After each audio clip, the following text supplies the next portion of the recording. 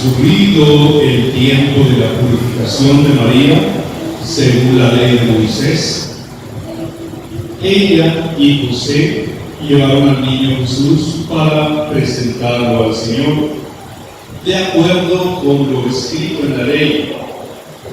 Todo primogénito varón será consagrado al Señor, también para ofrecer, como dice la ley, un par de tórtolas o 2 pichones.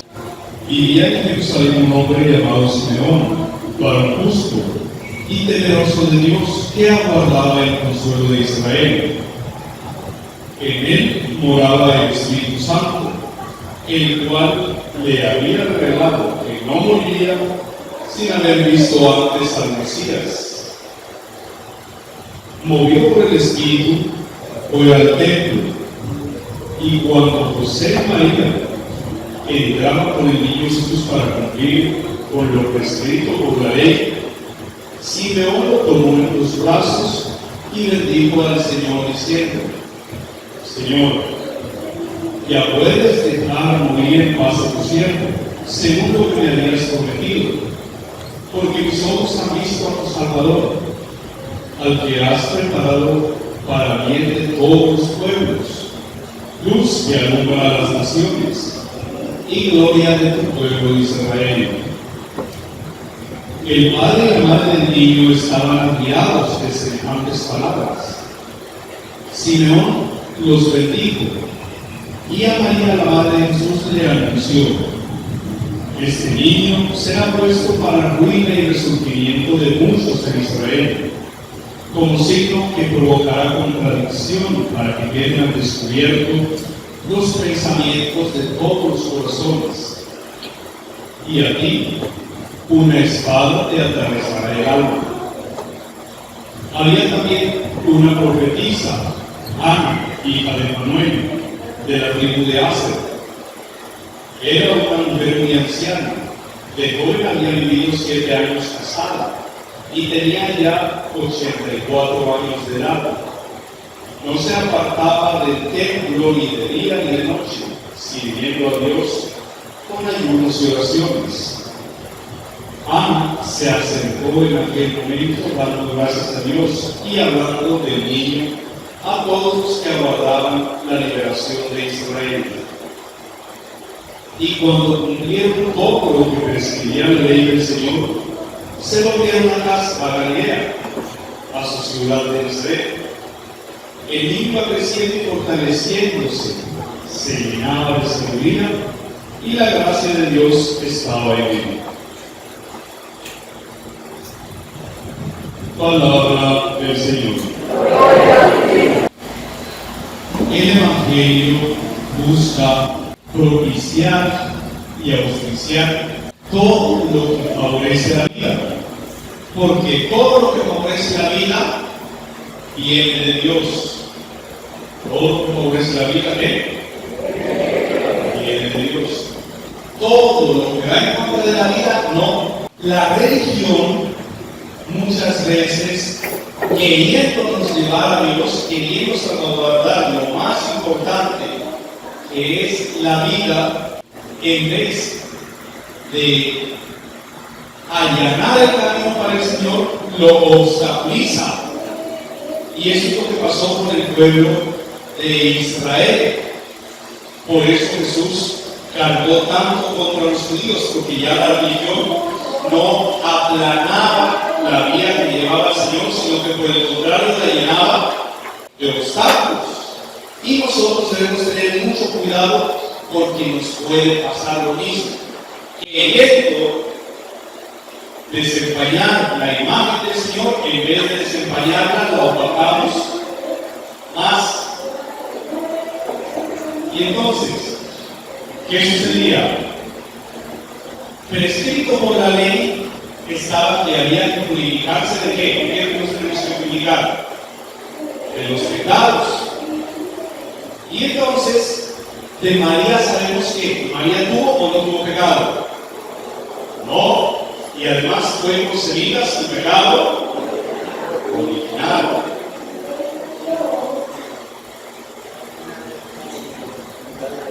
María todavía no entendía, y José tampoco, qué era lo que había sucedido. En María se estaba renovando la creación, tenía inicio la renovación de la creación, y sin embargo no salía de la mentalidad de la ley, al primer puesto. Y entonces María tuvo algunos signos. Primero, se le apareció el ángel y le dijo: tú vas a concebir y darás a luz un hijo. Se le apareció el mismo ángel. ¿Entendió lo que pasó? Seguramente no. José, su compañero, recibió obligadamente a María y, según los evangelios apócrifos, hasta se le endureció la varita. ¿Entendió lo que pasó? No. Cuando Herodes fue a buscar al niño para matarlo, un ángel se le apareció en sueños a José y le dijo: José, levántate, toma a tu mujer al niño y huye a Egipto, porque Herodes lo va a buscar para matarlo. Se despertó del sueño, hizo lo que el ángel le había dicho, pero todavía no entendía. ¿Quiénes fueron los primeros en llegar a visitar al niño Jesús después de que nació? ¿Quiénes? Los pastores, primero los pastores. Y entonces la Biblia cree que llegan los pastores a la gloria de Dios y todavía se tiene que entender. Después de los pastores, ¿quiénes llegaron? Ahí sí, los reyes magos. Llegan unos reyes y tampoco no entendieron cuál era el mensaje. ¿Y el mensaje cuál era? Que el mismo Dios se estaba encarnando. Y no aferraron el mensaje. Y entonces, como no aferraron el mensaje, mientras que una persona no aferra el mensaje, tiene que seguir, mientras tanto, cumpliendo la ley. Y entonces, ¿qué decía la ley? Que si una mujer da a luz, tiene que purificarse. Si tiene un niño, tiene que purificar, está impura por 7 días, y antes de entrar al templo tiene que esperar 33 días más. Total, si tenía una niña, quedaba impura por 14 días y tenía que esperar 66 días más. Total. Y entonces, el doble. Y María, que no entendió que eso que pasa, dice: bueno, como yo tuve un niño 7 días de impura y 33 más, esperar 40 días, ahora hay que ir a hacer lo que dice la ley. ¿Y qué dice la ley? Que tiene que ir a purificarse. ¿Pero a purificarse de qué? Si el hijo concebió ella es de Dios. Pero como la ley dice que hay que purificarse, entonces dice el Evangelio: transcurrido el tiempo de la purificación, según la ley de Moisés, ella y José llevaron al niño para presentarlo al Señor, de acuerdo con lo escrito en la ley. Segunda vez aparece la ley: todo primogénito varón será consagrado al Señor, también para ofrecer, como dice la ley. Tercera vez que aparece: un par de todos a sus 2 pichones. María y José fueron al templo, ¿para qué? Para la purificación. Fueron al templo, ¿por qué? Porque eso era un mandato de la ley. La ley, ¿qué es lo que manda? Vayan al templo porque tienen que purificarse. Punto central. María y José fueron al templo porque lo ordenaba la ley. ¿Quién lo ordenaba? La ley. Mientras que ellos van al templo a cumplir, como dice la ley, a limpiar la purificación, dice: vivía en Jerusalén un hombre llamado Simeón, varón justo y temeroso de Dios, que aguardaba el consuelo de Israel. La característica de Simeón es que en él moraba el Espíritu Santo. ¿Quién moraba en Simeón? El Espíritu Santo, el cual le había revelado que no moriría sin haber visto antes al Mesías del Señor. Ubíquense en la segunda parte del segundo párrafo. ¿Por qué fue Simeón al templo? Movido por el Espíritu Santo. Vuelve a aparecer por segunda vez este Espíritu. Movido por el Espíritu Santo, fue al templo Y cuando José y María entraban con el niño Jesús para cumplir con lo escrito por la ley, Simeón tomó al niño en los brazos y bendijo a Dios diciendo: Simeón, a diferencia de María y José, que iban por la ley, que Simeón va por qué? Movido por el Espíritu Santo, intentando impedir lo que esta pareja todavía no había entendido que era lo que sucedía. Impedir la purificación. ¿Por qué? Porque no la necesitan. Y entonces imagínense, viene una persona aquí al templo y a la entrada de un anciano, toma al niño, en griego el verbo dekomai, dice, le arrebata al niño y dice lo que está en el tercer párrafo: movido por el Espíritu Santo. Dice: Señor, ya puedes dejar, aquí el texto dice morir, en griego no es morir sino morir, ya puedes dejar ir a tu siervo en paz, o sea, feliz. ¿Por qué? Porque lo que tú me has prometido, ya mis ojos han visto a tu Salvador. El Señor cumple la promesa en las personas movidas por el Espíritu Santo. Y aquí viene lo increíble. Para entender lo que el anciano Simeón dice, necesitamos hacer un poco de historia de Israel. ¿Cómo se llamó el primer rey de Israel?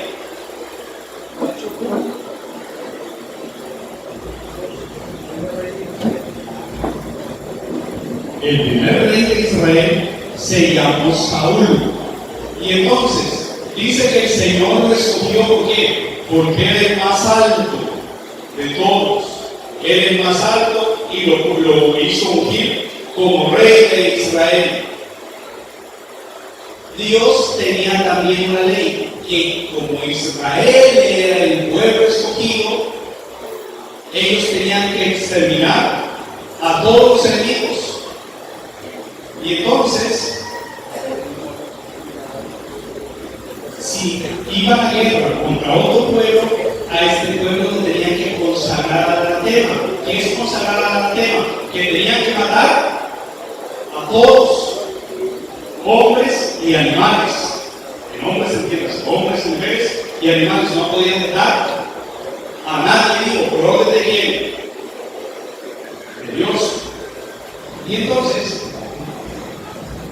en una de las batallas, Saúl entra en guerra con otro pueblo y la gente, la tropa del ejército de Saúl se compadecieron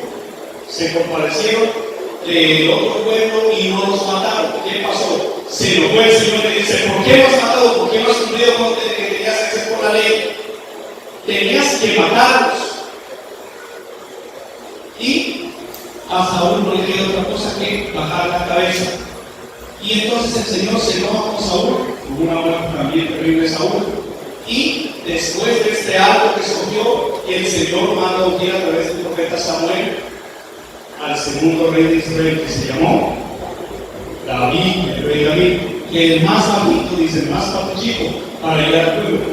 David era, sin embargo, un hombre despiadado. Como era un guerrero, él no tenía miedo de matar a nadie. Y entonces, cada vez que entraban en guerra, el rey David hacía matar a todo el mundo. No quedaba un solo sobreviviente. ¿Cómo? Obedeciendo al Señor. ¿Por qué razón? Porque el único pueblo elegido era ¿quién? Israel, los judíos. Somos nosotros el pueblo elegido. Nadie más puede dar comida. Dios vino para quedarse únicamente con nosotros. Y entonces la salvación solamente para quién era? Para Israel, para nadie más. Todos los demás tenían que morir. Y cuando no los mataban, tenían que esclavizarlos. Los rabinos dirán: si se esclavizan a otros pueblos, cada persona tiene derecho a tener hasta 2.800 esclavos. ¿Cuántos esclavos? Hasta 2.800. Y era palabra de Dios, permitido por el Señor. Y entonces ellos se creían el único pueblo elegido por el Señor, porque así era. Y todos los demás estaban destinados a la esclavitud o a morir. Y este anciano, movido por el Espíritu de Dios, dice algo diferente a lo que todo el mundo entendía. ¿Qué es lo que dice? Porque mis ojos han visto a tu Salvador, al que has preparado para el bien de todos los pueblos. Has preparado para el bien de todos los pueblos, no solamente del pueblo de Israel. Este Salvador es para quién? Para el bien de todos los pueblos. Luz que alumbra a las naciones, a todas las naciones debería decir, y gloria de tu pueblo Israel. Para todos los pueblos, en griego etneo, que viene la palabra etnia, en latín gentium, la palabra para todas las gentes.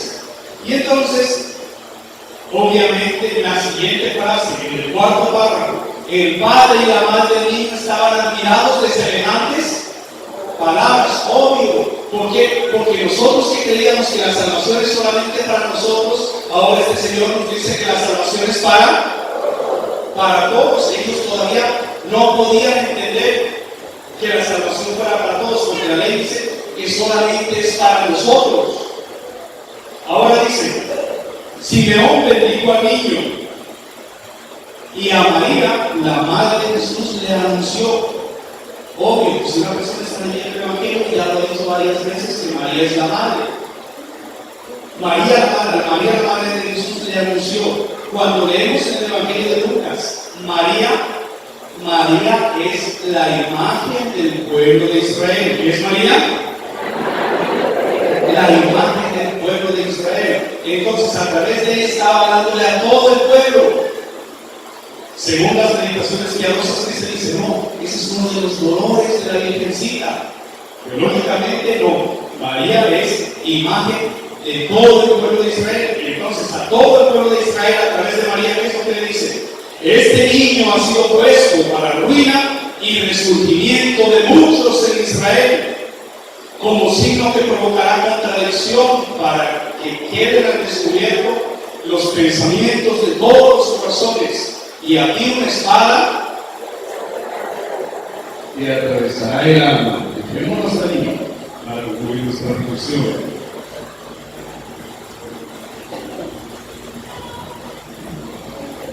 Este niño será puesto como signo de contradicción, y aquí Israel, una espada te atravesará el alma. ¿Qué es la espada? La espada es el evangelio mismo, la palabra que obliga a que la persona que lo entiende tiene que cambiar de vida, tiene que cortar con lo anterior y vivir nuevo. Por eso hay que leer las referencias que hay en Ezequiel, Isaías, Hebreos, hasta en el Apocalipsis. ¿Qué significa la espada? Espada tajante de doble filo, que la persona que la escucha tiene que buscar la verdad de para qué está en esta tierra.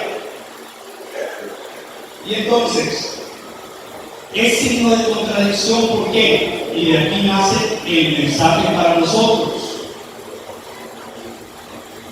Volvamos nuevamente a los tiempos de Jesús. En tiempos de Jesús, el único lugar donde se podía encontrar al Señor, ¿cuál era? El templo. ¿Fuera del templo se podía encontrar a Dios? No, imposible. A Dios solamente se lo encontraba en el templo. Dios estableció su misión con Abraham, y después de Moisés será el arca de la alianza, que la tienen que llevar en una tienda.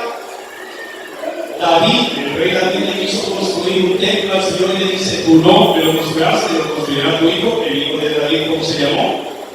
Salomón, correcto. Y Salomón le construye el templo al Señor. ¿Para qué? Para que ahí se conserve el arca y para que todo el que quiere encontrar a Dios vaya a dónde?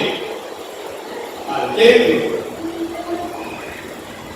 Salomón le hace construir o le termina de construir el templo en el año 997 antes de Cristo. El único lugar donde se podía encontrar el Señor, ¿cuál era? El templo. ¿Se lo podía encontrar en otro lado? No. Este templo seguirá, y allí van todas las personas aquí a buscar al Señor, a orar solamente en el templo. En el año 587 el rey Nabucodonosor invade Jerusalén, destruye el templo, saquea el templo.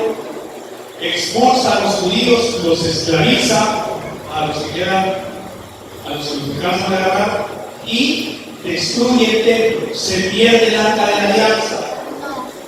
Se acabó el lugar sagrado.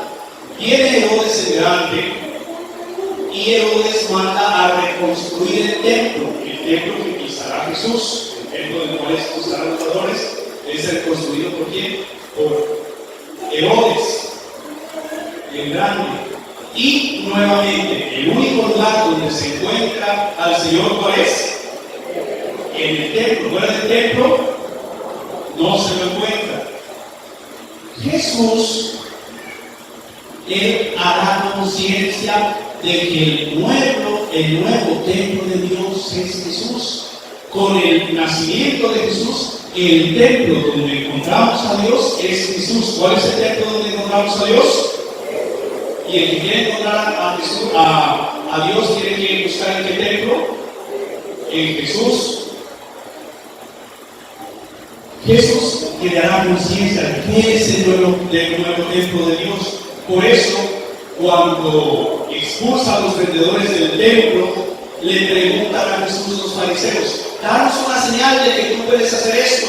Y Jesús responde: destruyan este templo y yo lo reconstruiré en 3 días. Y dice el Evangelio de San Juan, Él se estaba refiriendo a su propio cuerpo, y hace referencia a la resurrección. Jesús le pide agua a una mujer cananea, a la de los 7 maridos, y esta mujer le dice: Señor, los judíos dicen que hay que adorar a Dios en el templo de Jerusalén. Nosotros decimos que hay que adorarlo en el pozo de Jacob. ¿Dónde hay que adorarlo finalmente? Y Jesús le responde: llegará el tiempo en el que Dios no será adorado, ni aquí ni allá. Los verdaderos adoradores serán en espíritu y en verdad. Jesús que hace conciencia de que Él es el nuevo templo. Jesús, templo de Dios, última cena, se da en su cuerpo y en su sangre a sus apóstoles. Comen y coman, comen y beban. La persona que recibe a Jesús se convierte en templo de Dios. ¿En qué se convierte la persona que recibe a Jesús? En templo de Dios. Y cuando Jesús muere en la cruz, dice: el velo del templo se rasgó en 2. Lo más sagrado del templo, que era un lugar que se llamaba Santa Santorum, queda un solo espacio y se acabó el castigo de Dios. Se acabó un Dios encerrado en el templo, escondido, enojado. Con Jesús, que se entrega en la última cena, es Dios que sale de sí mismo para ir al encuentro de las personas. Y después de Jesús, ya no es el templo el único lugar donde se encuentra Dios. El templo es cada persona que comulga, cada persona que se alimenta de Jesús. Después de que nosotros comulgamos, ¿en qué nos convertimos? En templos. Y tenemos que agregar algo más: nos convertimos en templos vivos. ¿En qué nos convertimos cuando comulgamos? En templos vivos. La lógica de Jesús, ¿cuál es? Antes había que llevar la ofrenda al templo. Si querías encontrar a Dios, tenías que ir al templo. Después de Jesús, como tú eres templo de Dios, porque te has alimentado de Jesús, y tu hermano, que también se ha alimentado de Jesús, es templo de Dios, tú tienes que encontrar a Dios en quién: en tu hermano, en tu hermana, en tu prójimo. Esa es la lógica de Jesús. Porque después de Jesús, ya no es el templo de Jerusalén. Los verdaderos adoradores son los que logran descubrir el rostro de Dios en quién: en el hermano. Ese es el giro. Enseñanza para nosotros. Mientras nosotros sigamos bajo la ley, lo único que vamos a la iglesia es de la misma manera que Jesús, que José y María. ¿Para qué? Para cumplir con la ley. Y entonces, ¿para qué vamos el domingo a la misa? ¿Por qué? Porque así dice la ley, que hay que ir a misa todos los domingos. Si nosotros venimos a la misa un domingo por cumplir con la ley, estamos igual que Jesús y María, sin haber entendido nada. Tenemos que ir al igual que Simeón. ¿Por qué razón? Porque estamos movidos por el Espíritu Santo. A María y a José también les costó trabajo entender todo esto. No fue tan simple de entender. Y por eso, cuando si siguiéramos el Evangelio, dirá que se quedó el niño en Jerusalén hablando con los doctores de la ley. Y a los 3 días se dieron cuenta, y cuando regresa la Virgen le dice: ¿pero por qué nos has hecho así? Y Jesús le responde: ¿no sabías que debo ocuparme de las cosas de mi Padre? ¿Por qué? Porque también a ellos, a pesar de ser la madre de Jesús, le costó trabajo hacer este giro, cambiar lo que tenía entendido por la ley. Una persona que llega a la misa por la ley, ojalá se calle rápido, que lo que está muy largo, porque ya no quiere ir a la casa. ¿Por qué? Porque como vivo por la ley y vengo solamente por cumplir lo que dice la ley, pero si yo voy a la misa, si yo voy al templo, porque sé que saliendo del templo me convierto en templo vivo, la misa deja de ser una tortura. Sé que me alimento con cada palabra que entra por los oídos, con cada Eucaristía que como sé que me convierte en templo, y sé que los que están a mi alrededor son templo. Viviré, obraré ese cambio de pensamiento del cual hablábamos la semana pasada. Y entonces sí lograré entender, y lograré entender hasta las palabras de Simeón: ahora puedes dejar a tu siervo irse feliz. Esa sería la conclusión de las palabras de Simeón. Ahora puedes dejar a tu siervo irse feliz, porque mis ojos han visto la salvación. ¿Cuál es la salvación?